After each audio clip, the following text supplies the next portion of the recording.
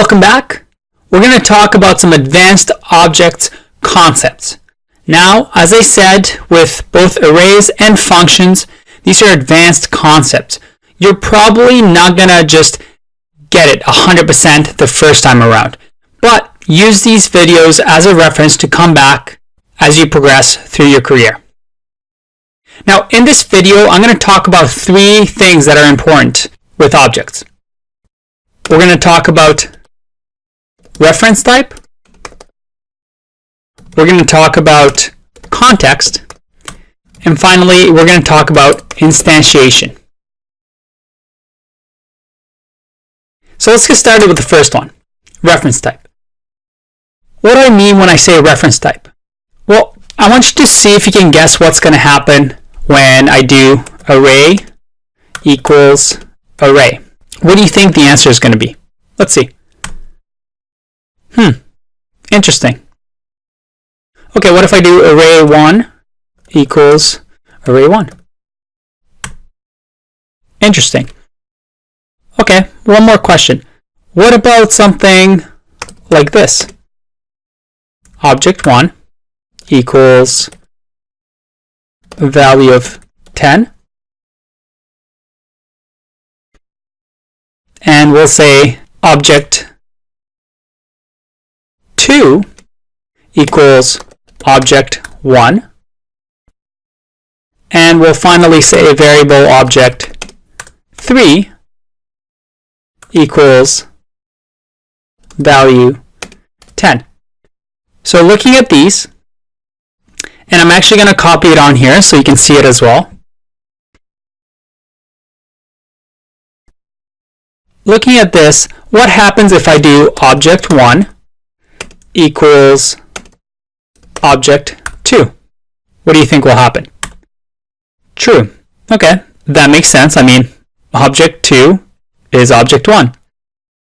But what if I do object1 equals object3? Here I get false. But why is that? We have value 10, they're both the same thing, right? Let's check something else. What if I do object1.value equals 15? Okay, and now I do object2.value. It equals 15, but if I do object3.value, I get 10. Well, that was confusing, right? Let's look at what's actually going on. And this is the first topic we're talking about, which is reference type. Let's look at a diagram.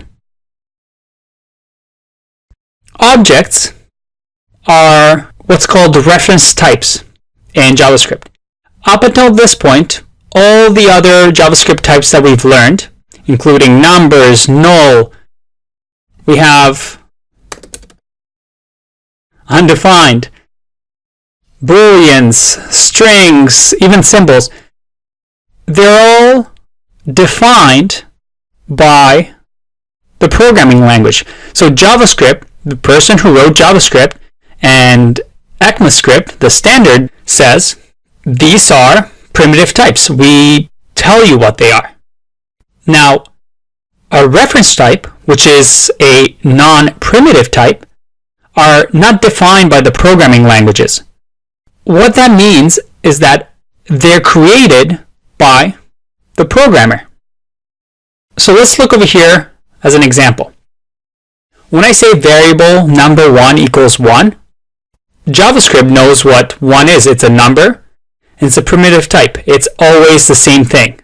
It's immutable. Every time it uses a 1, that's the same one that JavaScript knows about. When I do variable number2, yep, it's using the same number1 that JavaScript knows about. However, when we created object1 equals value 10, and object2 equals object1, and object3 equals value 10, well, those are created by the programmer. They're reference types. So what we said was, I want object1, create a new object. We'll say this box over here, this filing cabinet, and in it, put value 10 into this box.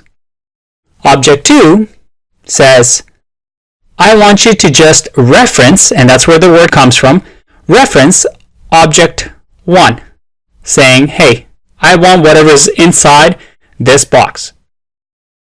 When object 3 gets created, it's a new object because we have the new brackets, and it's saying put value 10 in this box. Essentially what we're doing is saying, when we create variable object 1, we're storing just a reference, an address to where we're storing the value 10, which is box 1. So we're saying object 1, I'm just letting you know that this is the address of all the contents that you want. And that's in box 1. Object 2 is saying, I want whatever is in object 1, and we look in object 1, and object 1 just has the information of box 1. So it references that. And object 3 creates a new object, so it's saying, I'm going to put my contents in box 3, and I'm just going to have the address of the box, saying box 3, that's right over here. So going back to our example, this makes sense. When we changed object 1 value to 15, we changed the contents of box 1. So when we do object 2.value, which is referencing the same box as object 1, that's 15. But object 3.value doesn't change because that's interested in a completely different box. It's box 3. And going back to the first example, arrays, well, as I mentioned in previous videos, arrays are just objects at the end of the day. So when you create an array, it's the same thing, creating a box, a data structure, and this is creating a second data structure. All right, so that is reference type. A very important concept, but I think you get it, right? Let's get to the next one. This gets a little trickier. This one's called context. And context gets confused a lot with scope. If you remember, we said that scope is created when it sees curly brackets, right? We said that if we create a function, as soon as we create that function, there's a new scope that's created. So we can have let a equals a, and that lives within this universe. It doesn't know anything about the root scope, which is over here. So if I do console.log a, well, it's not going to work. Oh, and we need to actually assign something, and we need to name it, so let's just say b. So if I do this, well, console.log a will just return reference error because it doesn't exist. So that's scope. Now, how is context different? Context tells you where we are within the object. Let me explain.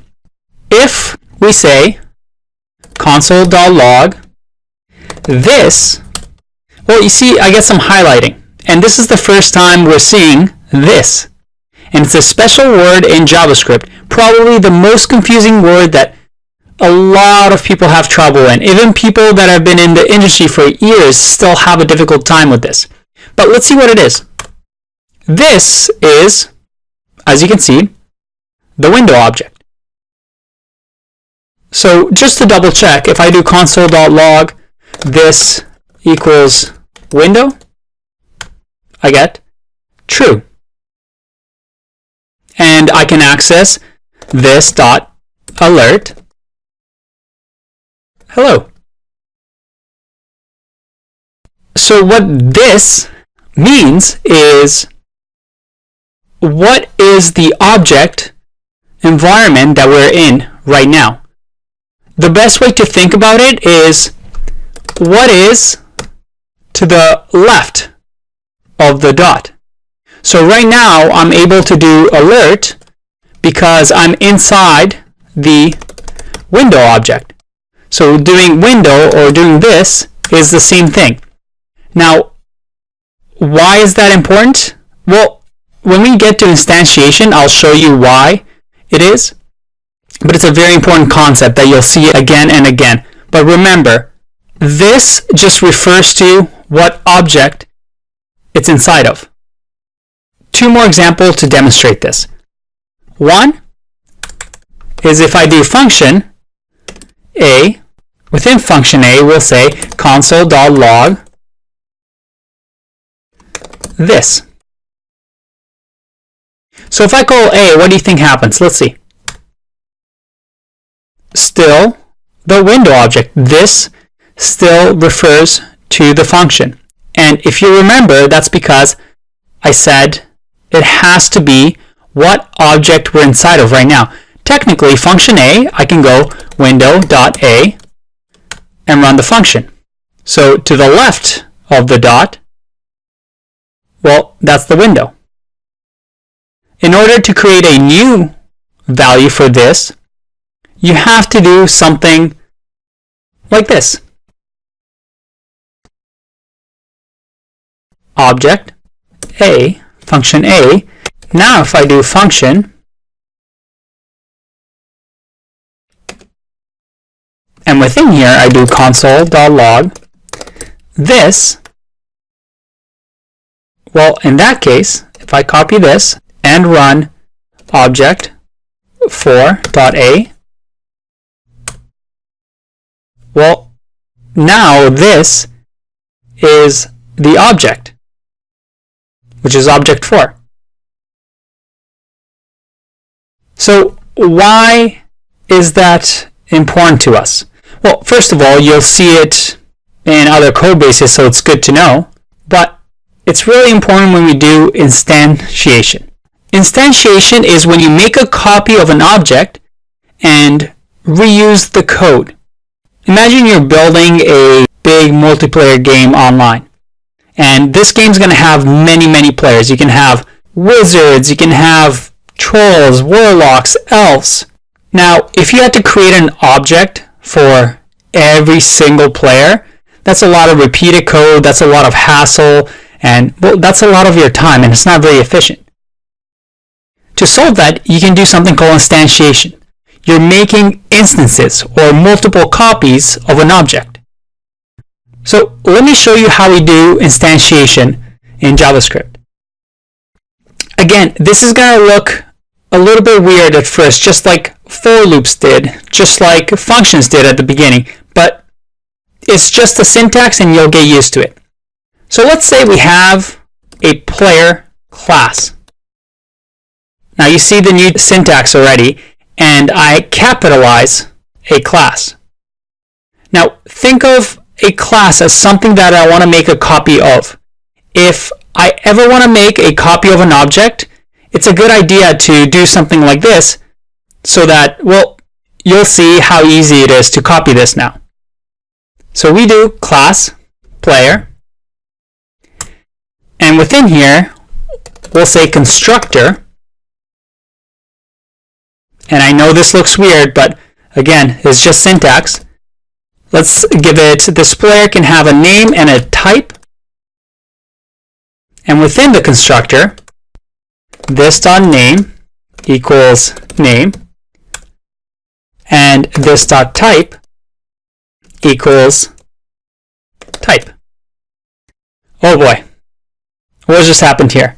Constructor, when you create a class, a player class, says every time I'm making a copy of a player, the first thing that gets run is the constructor function, and this constructor function is going to create these properties on the player object. So name and a type. And now I can create anything that I want for the player. Let's say we want to create a method such as introduce that console.logs with backticks, hi, I am, and again we remember this syntax, template strings, this.name, I'm a this.type. Awesome. So now I'm saying this player class, any player that I create will always be able to introduce himself. And they'll also have this name and this .type. And the reason we use this here is that when we create a player, we can access the name and type property. I'll show you later on how that works, but this is just a syntax you're going to get used to. In order to access the player and make copies of it, you'll have to run a constructor, which is all the properties and methods that you want the player to have. You can also create methods that players can have. And anytime you want to access a property within the constructor, we'll use this .name. If I want to use introduce, I'll have to do this .introduce. Okay, so we have a player, but when we're building our multiplayer game, we want to now copy this but add on to it. Let's say we want to create a wizard player, a player that's a wizard. In that case, we would do class wizard, again, capital letter, extends, and again, it's just a JavaScript keyword, player.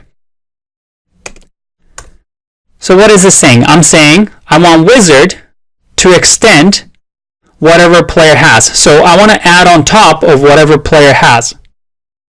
Again, because it's a class, we'll have to do a constructor. And this wizard is going to accept name and type. And within here, this is the tricky part. Anytime we extend something, we need to also call the constructor function of the player.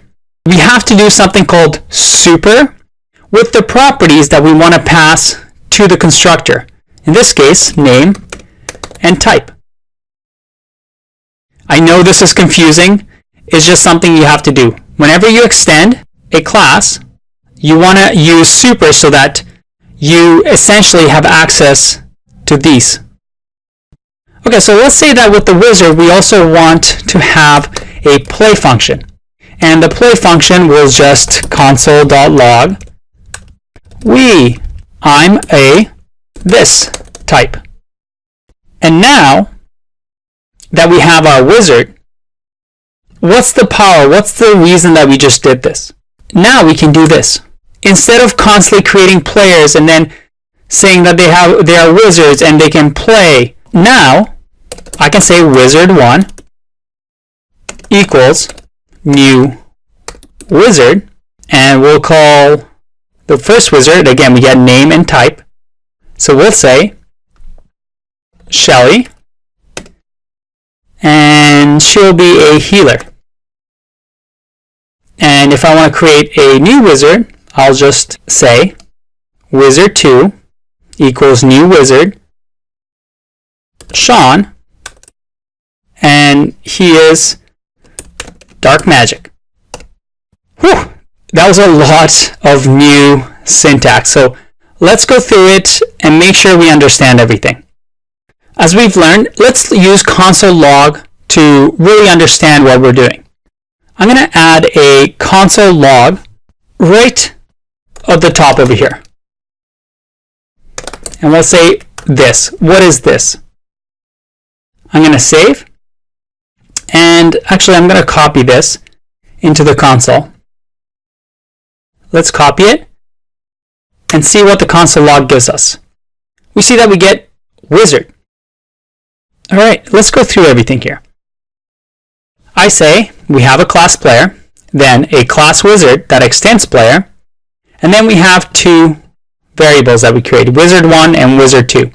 Now, the program is going to see the new keyword, and anytime it sees the new keyword, it says, oh, we're creating a new wizard. And this wizard is going to have two parameters, Shelly and healer. So it's going to go to the wizard class. Again, because it has this new word, it goes to the wizard class, and it says, hey, wizard, I want you to extend player. So it's going to go to the constructor, and it's going to see this super. And what this does is it takes us up to the constructor of the player, and it runs this. And now it attaches this as the wizard.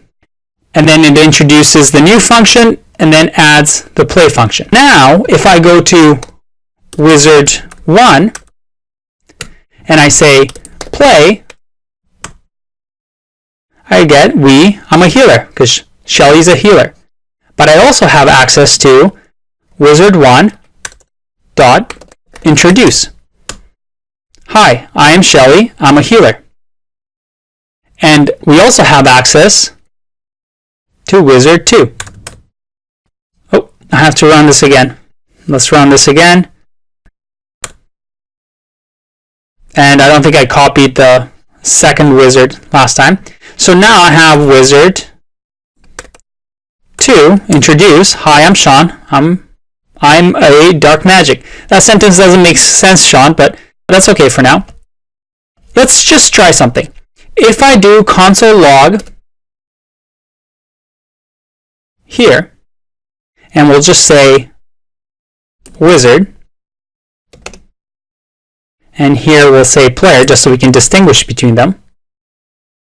And I'm only going to copy the first wizard so that we don't get two of these running. Again, because we're creating two wizards, we're going to have this run twice. But just for our sanity, we'll run Shelly. So I'm going to refresh and add here. Oh, I forgot to add a comma. And let's refresh. And I get an error. Reference error, must call superconstructor in derived class before accessing this. What that's saying is that in order for me to access this and get this.type, I have to call super, which runs a construction function in player. So that's what super is doing. It sounds kind of weird, but it's just something that you need. I'm just going to put this at the bottom after we call super. And now it should work. Let's see. I get the first player, wizard, so we call super. As soon as we say new wizard, Shelly healer, I go to the wizard, extends player, I run the constructor function, which says super, hey, run the constructor function in the player, and I run that, and that's why we log console log player first, and then we go to console.log wizard, and then run the rest of the class. Very cool. Now, just to show you something, this is actually new syntax that you'll see in React, and it was part of ES6.